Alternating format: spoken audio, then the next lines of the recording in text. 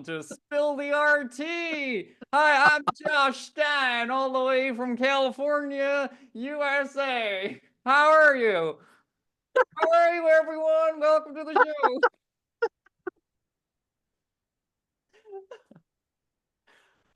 Who is it we have here today? Hey, folks. The cows need a milking, the horses need a feeding. Isn't that right down there? I don't have a fucking clue what the hell he's talking about.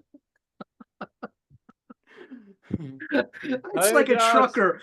He's like a trucker who wandered in from a MAGA rally. I don't know either, folks, but happy Halloween to you. I got myself an itch right here under my chin. Oh, I just need to fix my little mustache. He thought this would be easy. He's been itching himself for half an hour.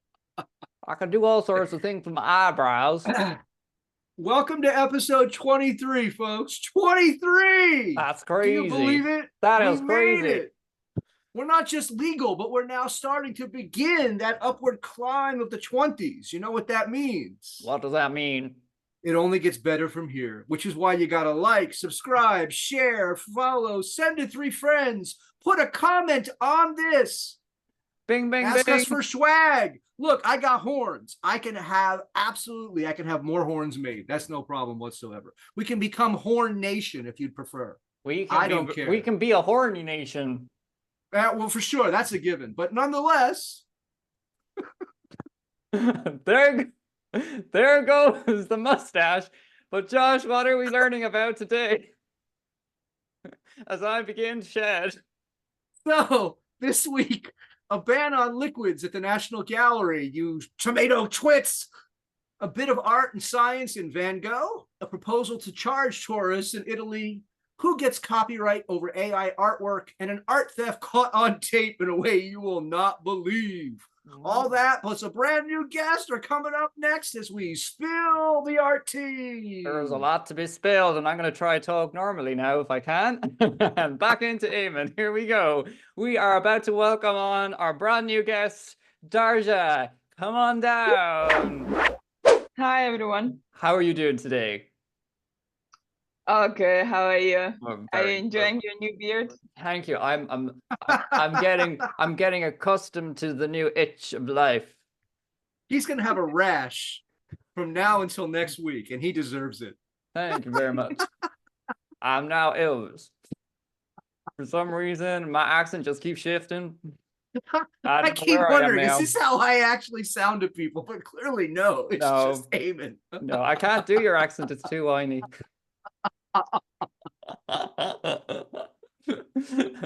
Darja, we're going to learn all about you and your work in the segment that focuses directly on your stuff.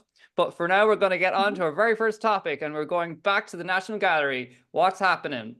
Oh, so for those that have been following this ongoing saga of just stop oil by throwing tomato at Van Gogh, that's literally the summary here. The National Gallery has decided, you know what? We're basically going to ban all liquids, so we have to stop dealing with this nonsense whatsoever. The activists have said, we just want to have a meeting with you. Like, wait, we just had to do all this nonsense because of you, but now let's just have a sit down. Mm-hmm. Yeah, we've had some great response to our little short this week. We did put up a little short on our previous episode about our Just Stop Oil activists. And yeah, Josh, you've been supporting the keyboard warriors. Let's just put it that way. Well, we've had a whole bunch of people that seem to believe that somehow damaging artworks or attempting to damage artworks proves your point that the earth is being despoiled. And it's been fun playing with people whose, well, let's just say their mental capacity rivals that of the tomato twits themselves and the inability to understand how the world actually works. Oh, dear. Where are you on this, Darja? Oh, well, I kind of have to agree with you. And when I was reading, I was thinking, honestly, this not going to change anything. And they're just wasting money to restore the painting, the art itself, instead of putting that money to a good cause, to something else, what they're fighting for, actually. Yeah, like if you want to do a change, go to politics, talk to, you know, corporations, to all of that. Yes. The old art pieces are not going to fight for themselves.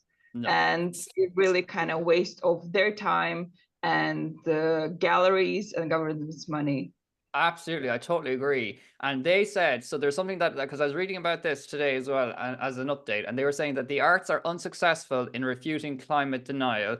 Politics has failed us. Resistance is our only remaining option. That's what their response was to it. And do you know what? I think that's absolutely ridiculous. I think, why on earth would this be part of anti-climate change? It's not. It's absolutely not. Makes no sense. No, there's plenty of artists out there that are doing stuff about climate change, that are making points about it, using work, using creative arts to say stuff about climate change. And in fact, I think it's a bit of a kick in the teeth to those who are doing that. But I think you can see why they keep trying it, because when they speak, it gets even worse. Yeah. So if they just keep doing the action, which has a certain ambiguity to it, it's like, well, maybe they're smarter than, maybe they're playing three-dimensional chess. There's no chess here. That hole is well and truly dug. Well, you know, maybe they're just thinking that PR is like bad PR. There's no bad PR. Let's talk about like that. So we're still talking about that, and it kind of raised the awareness. Exactly. Sure, but the net effect here is now visitors who are coming to the National Gallery, right? We're having enough trouble getting people into these things because of the cost of these kinds of cultural institutions, right? So now we're going to make it harder. Now everyone has to be screened before they can come in, right? I mean, all this does is actually, again, add to the aggravation at the level of people who would actually be supporting you. That's not how you convince people. No. It's the opposite. No. Let me slap you in the face. Come support me. Slap again. Come support me. Like, no, it's not a Monty Python sketch. This is actual reality. Yes. I think that tea is spilled. We move swiftly along from that and into some Van Gogh work, actual Van Gogh work. That is The Starry Night. Tell us what's going on. What's been found from The Starry Night? So this is actually pretty cool. This is our, once in a while, we have a science segment so that Eamon's head won't start to hurt too much. It starts to hurt if we do this every week. I'm just calling it like it is. I'm just saying. So this one, they did an analysis of The Starry Night and the twirls that are there, right? That's an actual scientific thing of the way in which gases interact. And for those of you who have ever stared into the sky, as I think some of us have, right, you start to see these twirls and whirls things. Some of that's the actual stuff that's on your eyeball, but some of it's also the currents and the way of which the air actually interacts. And so they did this actual analysis, and they did it down to a micro level, which is really kind of cool. And what Van Gogh captured with that actual twirling and different shades and steps of the actual lineage, that's actually approximating the way in which the actual air circulation works. Kind of cool. It is. And look, here's some science little thingies there just so that you can try and figure that out. Impressionism was derided, right, for not being real and somehow being too much, too subjective. But turns out, well, no, by going further into what you see and experience, the more you actually give us what's really there objectively. Kind of a nice vindication, once again, for dear old Vincent. It's really interesting that it's, you know, how he had the foresight to see that this was potentially a thing, because, you know, this was 50 and 70 years before the two scientists that made these revelations. And now here we are, looking at how art and science come together once again. Isn't that really cool? Well, you know what, actually, like, we all know that geniuses are born not in the boxes, like they don't follow any rules or anything. So maybe he just knew that it is like that, and now it's just it's proven scientifically. I just think if you look at his style of painting, he just literally painted what he saw. There was nothing like predetermined about it. There's nothing sophisticated in the sense of like this master planning, right? What got him into trouble at the time was like, I don't see what you're seeing. This is what I'm literally seeing, and I can only paint what I literally can see. And then it just turns out. Did you watch the movie, The Oppenheimer? That's how they showed him as well, that he was seeing all the molecules and everything. Yeah. So, yeah, it's kind of the same vibe. 100%. we each perceive the world differently, right? The cool thing about someone like Van Gogh is the ability to translate that unique perspective in a way that the rest of us can see it too. And I think that's where we move into the realm of what makes a true artist an artist. And they're generally not recognized in their time. We're always talking about buying art from living artists. The reason it's hard to recognize sometimes the beauty or the genius of it is it's not what you're expecting, right? It's not what you think it should be. And so it doesn't show up in the same kind of way. I think there's something, the word that's popping up for me now is observers. You know, we are both observers, scientists and artists. We are like, we like to experience what's right in front of us and take sight and take note of that. And I think this is a really perfect example of how we can come together as people and create something, but also acknowledge that this is how this works, or the science of how that is. I think it's funny how you can't talk. I can't talk I can't talk. It's very difficult, but I've got this beard thing going on, and it's very, very, very nice as a prop, you know, because I feel intelligent. Maybe that's why you're so intelligent, Josh, because you've got lots of information stored in here. It's not the degrees. It's not all that time reading books. No, it's the beard. No, it's the beard. It's definitely the beard, and maybe the eyebrows. Although these are a bit of an extreme to your eyebrow. Okay, moving swiftly along. We're going to the Trevi Levy. I made that one up all by myself. The Trevi Levy. We got to give him credit here, folks. This one was all him. Trevi Levy. We go to Rome. Rome has a problem, right? Too many tourists. And so they got this issue that all these places where people go to congregate, especially to take things like selfies, well, it takes up a lot of space. It obviously uses up a lot of money. And so they're not even saying like a 5 or 10 euro here. It's literally like this like €1, one tiny little symbolic gesture, that there's more to being someone who's coming to a place like this than just showing up. And I guess on a certain level, that kind of makes sense. I think it also sort of sends the message in a way that like tourists go home. And, you know, that's been a strong sentiment for the last 12 months across much of Europe. Like, we want your money, at the same time, we really don't like you. Yeah, and you know, I suppose this is a problem across Italy between Venice and Rome. Would you stop laughing at me? I'm trying to be serious here.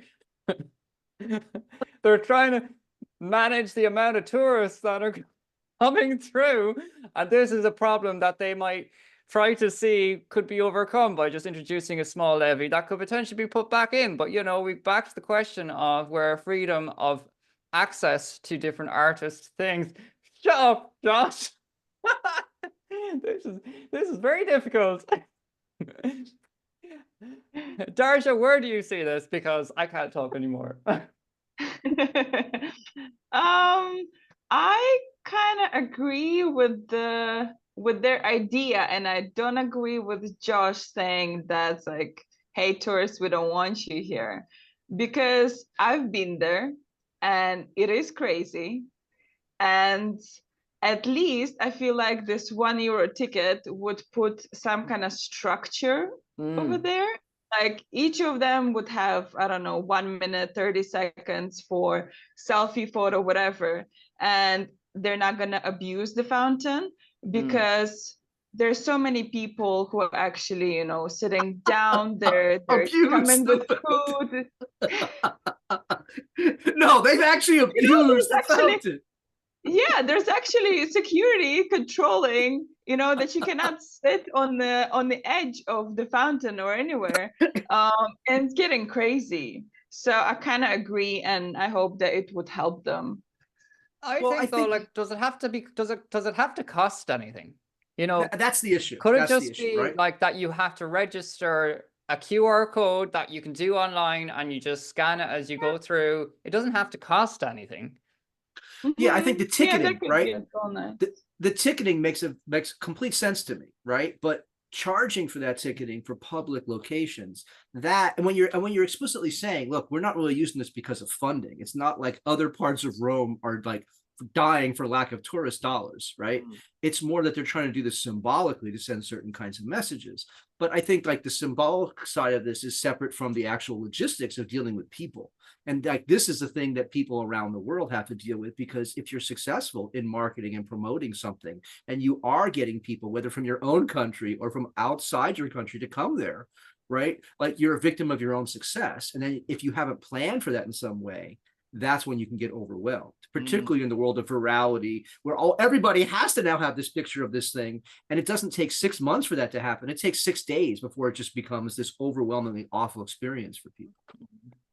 Yeah, there's a lot to unpack here. And like, I think there's other things like, you know, where they're already stopping B&Bs from starting to reopen, you know, they're stopping Airbnbs, or limiting them anyway. And they're trying to kind of curtail the amount of people that are going to travel for the benefit of the people who actually live there. Yeah, I don't know where this is going to go. And you see that that's potentially going to be an issue going forward for other public spaces. But if one city says it, then there's going to be others that will follow suit. And before you know it, we're paying to see, I don't know, Pheasant Well, we know Island for in sure Curtis, which is not a site. it's already happened. You know, it's already happened because it's so Mm. easy to do this ticketing now digitally, like you're talking about. So then festivals get overwhelmed because if you're not careful with how many of those digital tickets you're selling, you can easily oversell your space, and then it becomes impossible to get those people in. There was a festival that happened in San Francisco a couple of weeks ago. They got 3 times the number of people. Like the vendors were like literally overwhelmed within an hour. There was nothing they could do. Like bodies just kept coming at them. And so it just becomes just what we would call in the United States a complete clusterfuck, because it's not going anywhere near the way it should go. And it's obviously going off in directions that are wrong. And like if you do that around tourists, well, the whole point is you want them to go back and sing the praises of your country, right? So Where do you think that, you know, that they'd want to promote their country? But over promotion can kill the very thing you're promoting, right? Like the most successful places in the world that charge the most money actually have the fewest number of visitors, and that's how they control what's happening in those environments. I must So say, maybe it's their way to just, you know, calm down the tourists. Like, hey, we're gonna charge you, so maybe you can go somewhere else. Well, like I said, that sentiment of tourists go home, that's not like me. Like I live in a highly touristed place. I just try to avoid all of those people. Like there's times of day I just avoid going out because of what happens when they come here, right? So but at the same time, if you need that money. And so that sentiment of putting up tourists go home graffiti, it happened in Spain, it happened in Italy. And so it's this idea like, well, do you want the money? Yes. But do you want the people? No. Well, you can control that a couple of ways. One is, well, you can charge more, which will slow down the number of people, but there's a natural. But then why is it then that the rich get to have it and the poor don't? Ah, exactly. And so that's the problem. When I was in Florence just after COVID, I tell you, it was great because there was nobody there. I went back the following year to Firenze and I wanted to go into, you see, because at the time the Uffizi wasn't open. So I went back the following year and it was jammers and I was waiting for ages to try and get in. And sure, look, that was the end of it.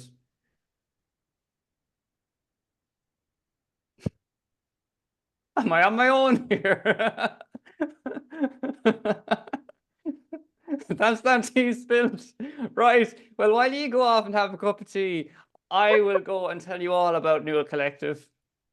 Nua Collective, a visual arts community, is home to 20 artists and hundreds of their artworks, with fresh work added weekly to our online collection at nuacollective.com. Here you will also find our Nua journal featuring articles and podcasts, which are also available on Spotify and Apple Podcasts. Our beautiful print publications highlighting our collaborative collections are available to buy, perfect for your art book collection. Buy them now and support Nua Collective and visual artists who are living. So follow us now on Instagram and TikTok, and you'll see all of the highlights from Spill the RT right there. Like this video and subscribe on our YouTube channel so you don't miss out on us spilling tea and our weekly roundups every Friday. That's that, isn't it, Josh? I thought you were taking the beard off. I was trying, but I couldn't do the 2 things at the one time. It was very difficult. I am a man after all. But Josh, tell the audience, what do they need to do Remember, folks, if you want a cup of your own, a cup of your own tea, you got to like, you got to subscribe, you got to share, you got to leave comments, email 3 friends, tell them this was the craziest episode you have seen in quite some time. It was a get much crazier than this, lads, but maybe it could. It was a tale of a double bearding, and you don't see that often these days. Nope, there's always the fear of missing out. What could happen next? Maybe Josh will shave his beard, huh? That'll be a sight. I doubt that, but see, Darja, this is what it's like to be in ZZ Top. This is what it's like to be between 2 beards. That's the new show. Instead, it's between 2 ferns, between 2 beards. Very good, very good, very good. We also have a very special offer for you at home, and it's still intact for only 1 more week. If you'd like to buy art from our very, very talented artists at Nua Collective, you can do so at www.nuacollective.com and use the PR promo code in our comments below, and you can get a massive 15% off 15! all artworks. From living artists. From living artists. Get it while you can, because it won't be on forever. I tell you that now. It won't be there forever. This beard is great. This beard is great. It is very itchy though. Do you have a bridge? Do you charge people before they can cross the bridge? What, like the goats, you mean? Like Uncle Rumpelstiltskin, you know, like have you got your goat? I charge you goats. If I get 2 goats and they're good for the milking, then I'll take them.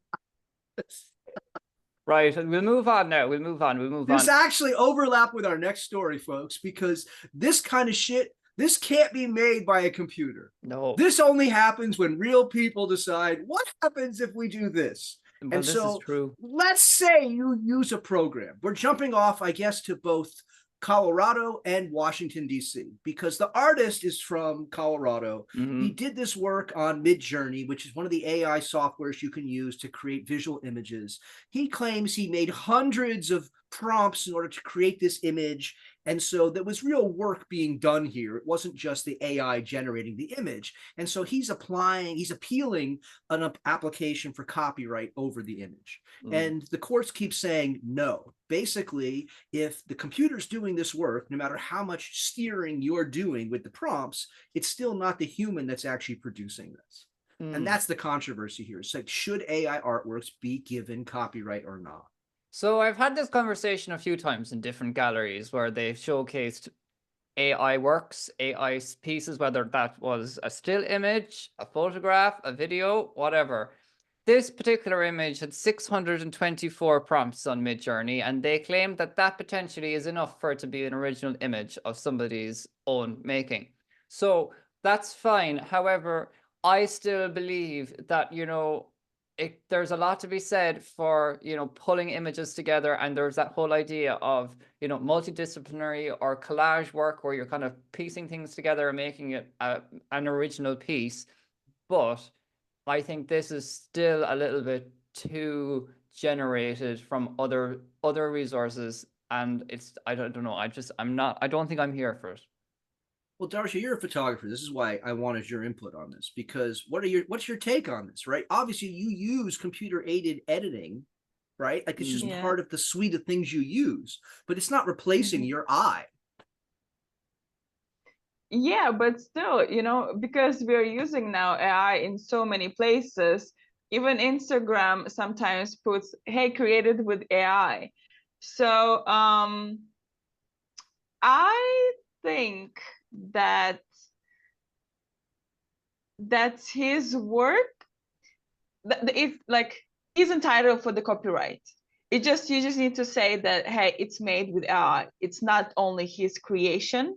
He's not, you know, he is the author, but he still need to mention it's made with AI help, because AI can do things because we taught to do things. You know, because we're training it and everything. We're guiding what to do, where to do, and everything. So I would say it just needs clear message that it was made with AI, and then just let the viewer to decide what to think about it. I feel like the role of the person in this particular artwork is a creative director rather than a creative artist, because you're saying, okay, I don't like the shape of that circle. Can you make it more oval? I don't like how the Yeah. light is coming into the right. Can you make that brighter? Or, you know, and it's direction. Yeah, no, you're right. I think the iterative process that you're talking about is exactly how graphic design is different than doing straight up art, fine art, right? Because there's still iteration when you're doing fine art, but the iteration is piece over piece, not internal to one piece in the same kind of way. And I don't know how many times I've had change orders, like up to, I don't even know how hundreds of change orders for one project based on what the client wanted, right? So the artist in this instance is more like a client rather than an actual creator in the same kind of way. Like they're a client to themselves. You know what I mean? Like, but the tool is what's doing most of the work. They're making the But like in the decisions, though. Photoshop, the generative fill as well, you're the one who's controlling what to put there, and you're the one, you know, and it's still, even though you're putting only small piece of AI in the picture, you're still kind of the author, and you're the one who made the idea what to put there.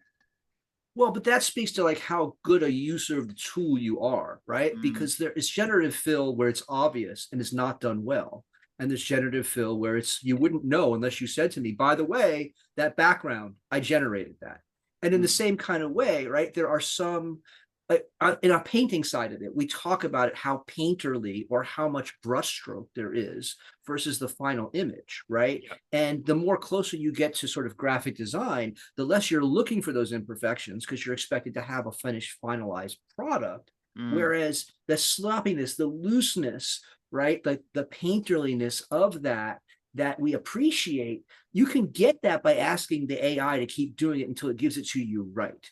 But it just seems like the process, because the product is generated through a different process, there needs to be a different way to evaluate and to understand, and in this case, legally copyright. Yeah, I think so too. I think if, like, for example, say if you took, there's 3 different layers to this image, the background, the kind of set, and then the people.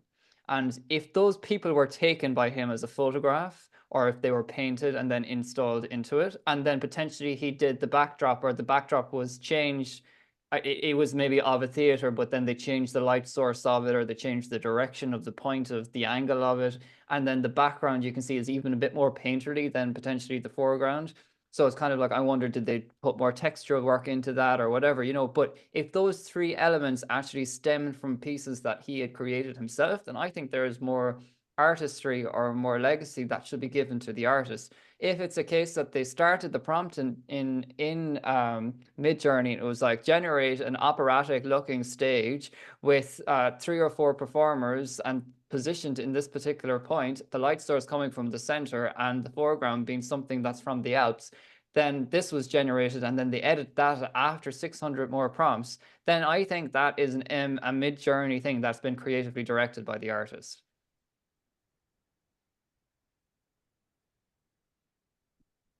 I think we spilled that. No response? Okay, I solved the problem. Great. Thanks very much, everybody. It's the beard. See, the beard, you're so conclusive now. So conclusive. The brains are working. I'm telling you, there's no brains up here. It's all in here. Never take it off now. I can't take off the beard. Okay, we'll have to call it Spill the Art Beards. Okay, right. Moving on to Southern California, to my alma mater, actually. Well, it's connected to my alma mater. This is in Riverside, California.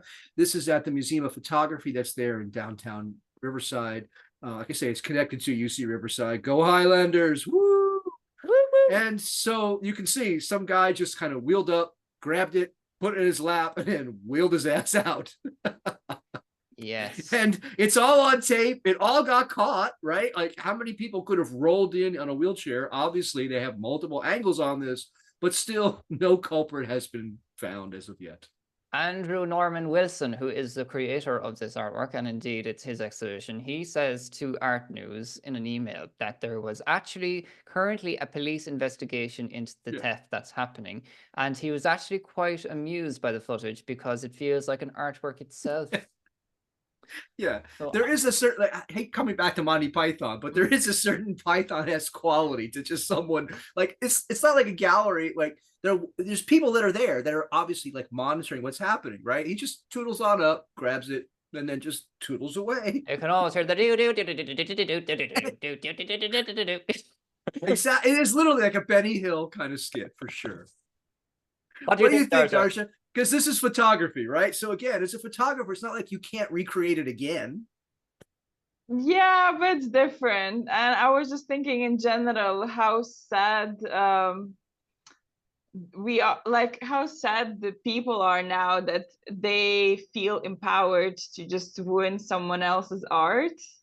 Like again, to the first topic we talked and this one, someone feels empowered to just go grab it or ruin someone's, work art and just, get away with it.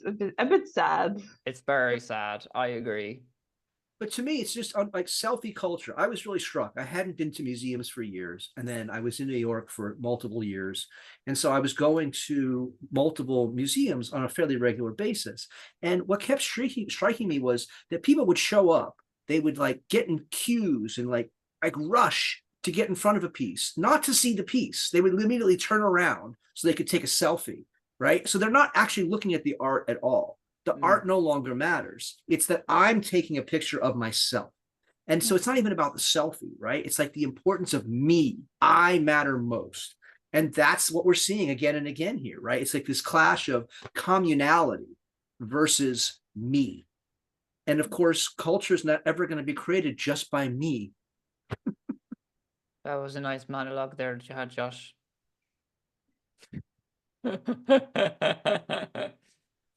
Another one for your lovely memoirs. When them itching, scratching kicks in, that's karma, baby. I'm trying to make it a little bit more scruffy like your own.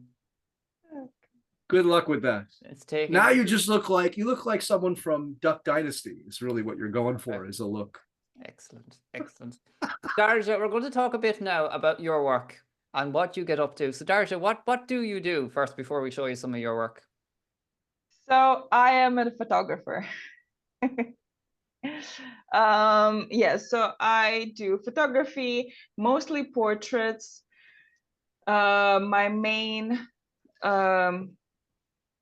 audience are women, Okay. and my kind of goal is to empower them, and that's why my collage, what you have, are basically, my mission is to empower women, to make them feel free, confident, comfortable with me as well, and to just believe in my vision, that I see them beautiful, so I kind of make them beautiful and they can believe in themselves as well, because they can see what I can see through my lens, I would say. That really speaks in these photographs. So you can see that really loudly here, and I think they all look incredibly stunning, and you can see that they're totally like, empowered. Yeah, so that's my main kind of mission, to just, if someone doesn't know how to pose or something, I would just show them how I would do it, if that's comfortable for them, or just I would guide them from the distance what to do. So yeah, and then as you can see as well, I take self-portraits, and some of my photos were displayed in a gallery. It's the Glasgow Gallery of Photography. Oh, very good. Yeah, they do themes every month, and I hope you're gonna see some of my work as well next year. Brilliant. Cool. Well, keep us posted as to when that's going out, and we'll let everybody know. Okay. As a photographer, do you aim more for art gallery kinds of presentations or more pop culture, magazine, web kinds of propagation?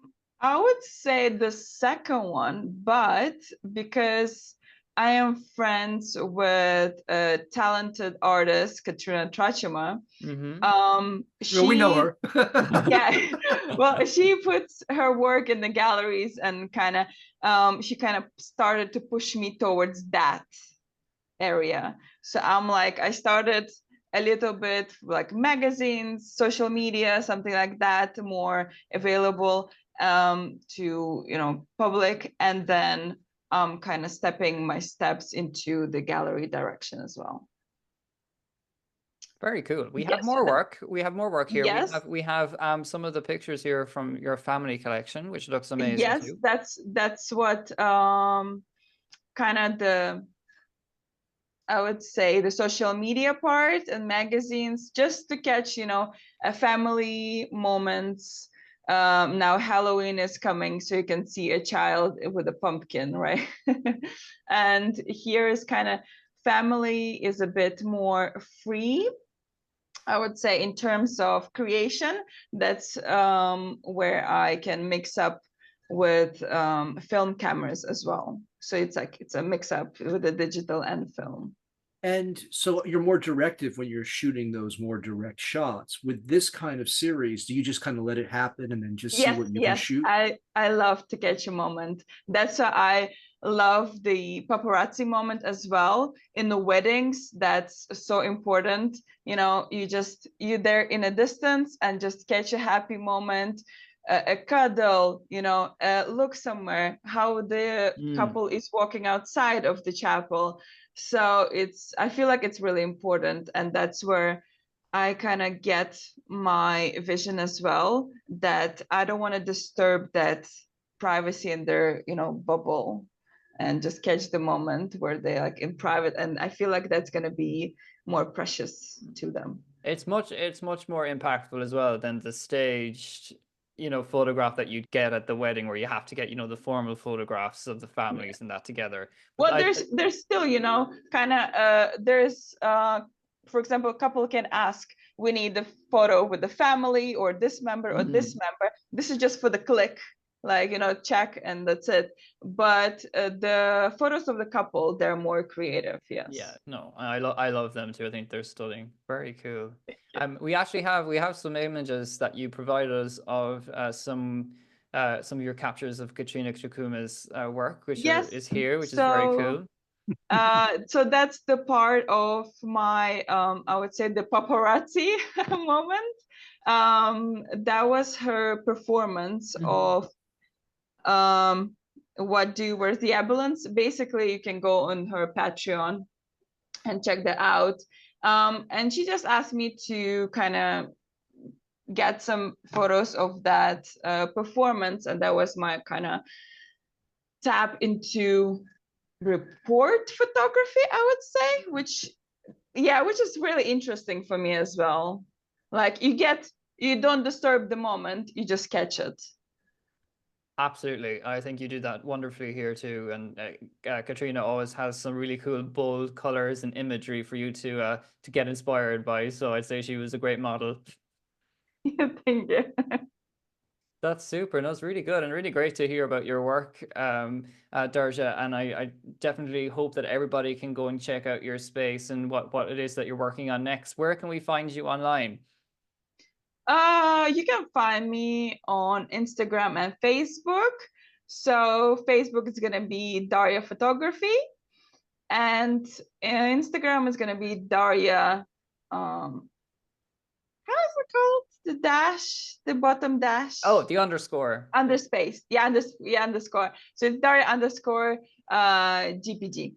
Perfect. Amazing. We'll put those links into our bio as well and into the description of the video. But Darja, it's been amazing having you on here today on Spill the RT episode 23. And look at that, rhymes and everything. Spill the RT episode 23. And you've been part of a very special first ever Halloween episode. So how cool is that? Spooky. So thank you very much, Darja. You've been an absolute dream. Josh, what are our friends to do? Amen. Tell them what they have to do, or else I'll be Gandalf and I'll shock them all. Who knows? Who knows what he'll wear for episode 24 or not? Think of it that way. Talk about fear of missing out. Don't give them ideas. share, like, subscribe. Oh, I want them to have ideas. We want them to come back. Who knows what he'll do next? I think Perhaps you could loincloth. send me Down some below for the ideas ideas. at hello@nuacollective.com and I could do them. Loincloth. A loincloth. I'll be a ghost next week. That's cheap. Put the sheet up my head. Have a Okay. good week, folks. See you next week. Bye. Bye.